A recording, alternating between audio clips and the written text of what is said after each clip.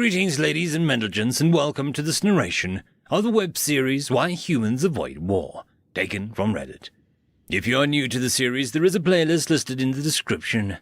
And as always, I hope that you enjoy. Chapter 21. Kylon Point of View.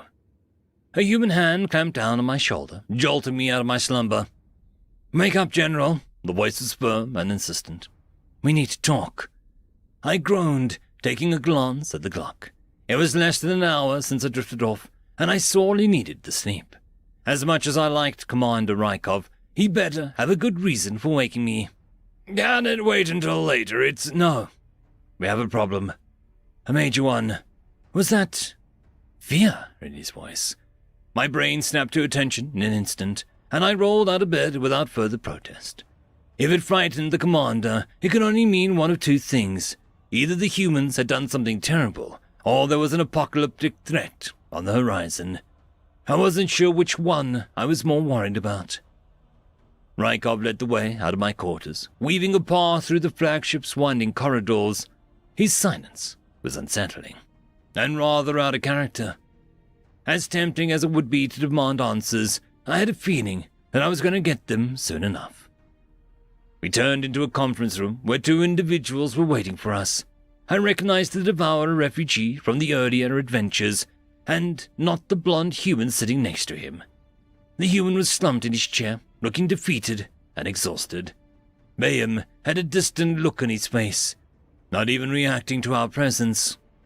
The commander cleared his throat, frowning with displeasure. "Captain Larson, please report what you told me, including the part about leaving a refugee camp to their deaths." Captain Larson flinched as though he had been slapped. "With due respect, sir, our fighter was crippled and out of ammunition. It would have been an exercise in futility." "I don't want your excuses. Just start from the beginning," Rykov said. "Well, to keep a long story short, we set up a refugee camp on a military base, which the Devourers attacked with no warning. Their shields got an upgrade, none of our main weapons worked, and most of our fleet was killed in action." The blonde captain paused, gazing my reaction. I managed to keep my expression neutral, but a knot of fear was forming in the pit of my stomach.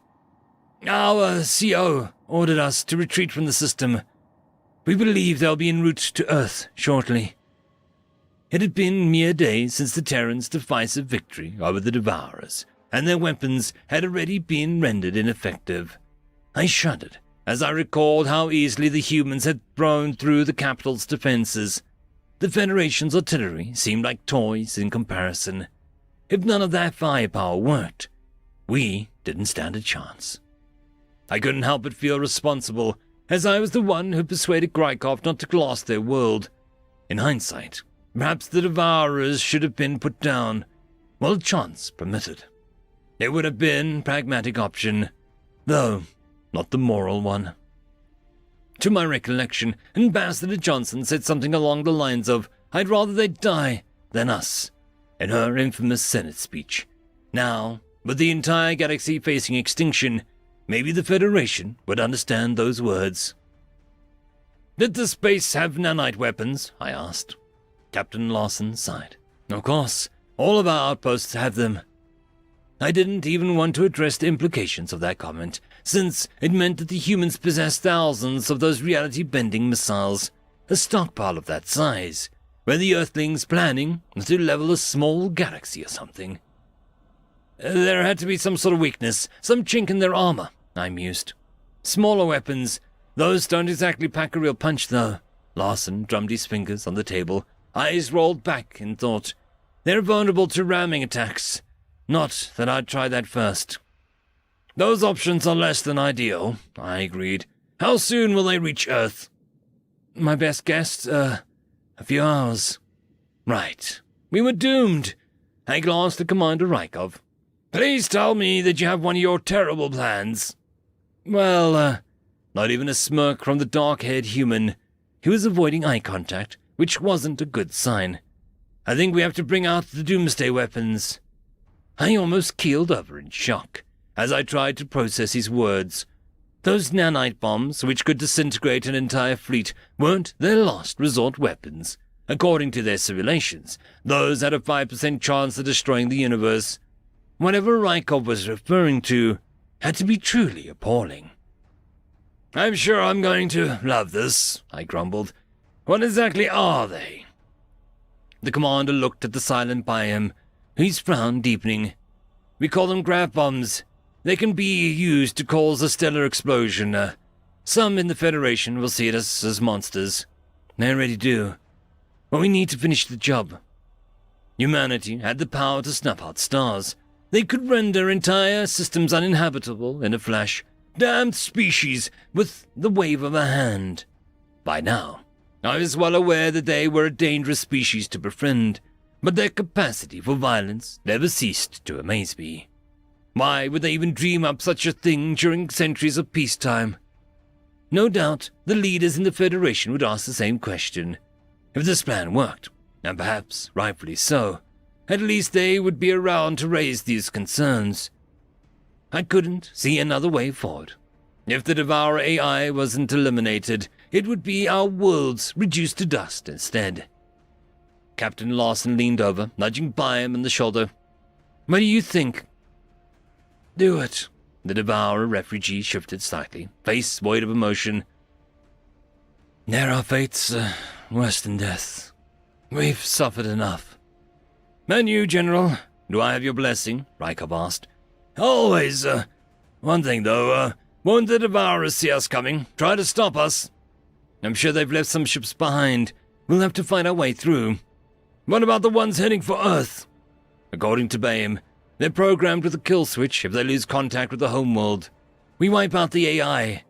We kill two birds with one stone." I grimaced. What we were about to do amounted to genocide, and I can't say that it sat well in my conscience. Millions of enslaved devourers would perish along with the AI, and there would be no opportunity for us to rescue any of them. Despite his calm words, the strain on Commander's face told me that he felt the same burden. "It has to be done. We should set off as soon as possible," I said. Rykov nodded. "Right then. Last and Byam, disembark at once. My guards will escort you out." "But, sir, we want to join you," the captain protested. "That was an order.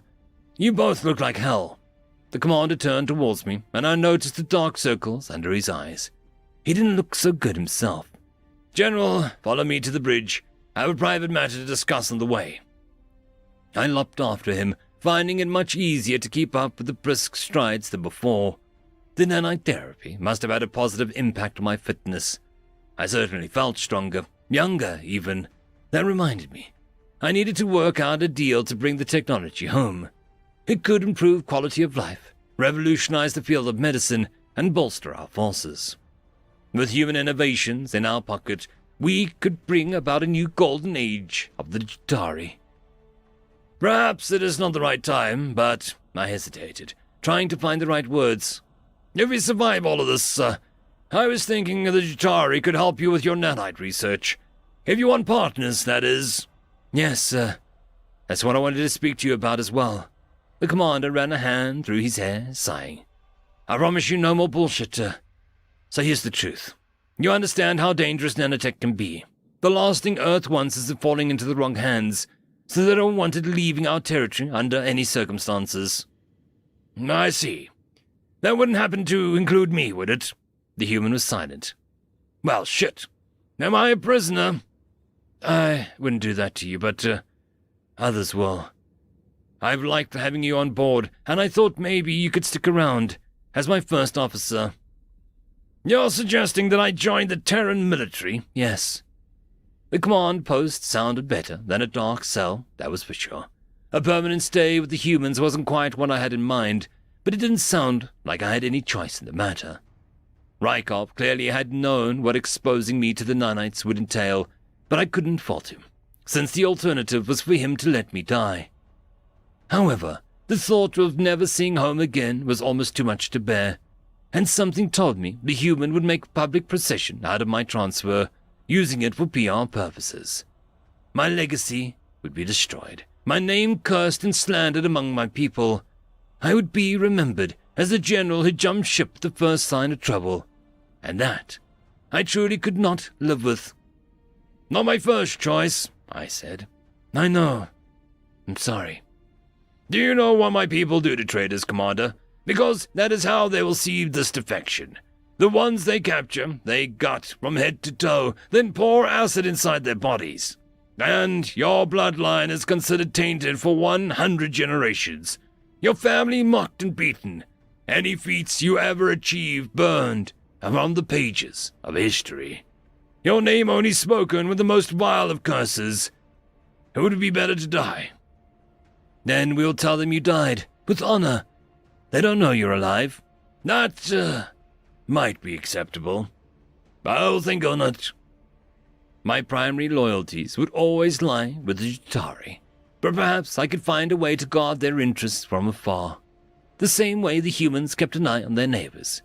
If it were up to me, our species would work together.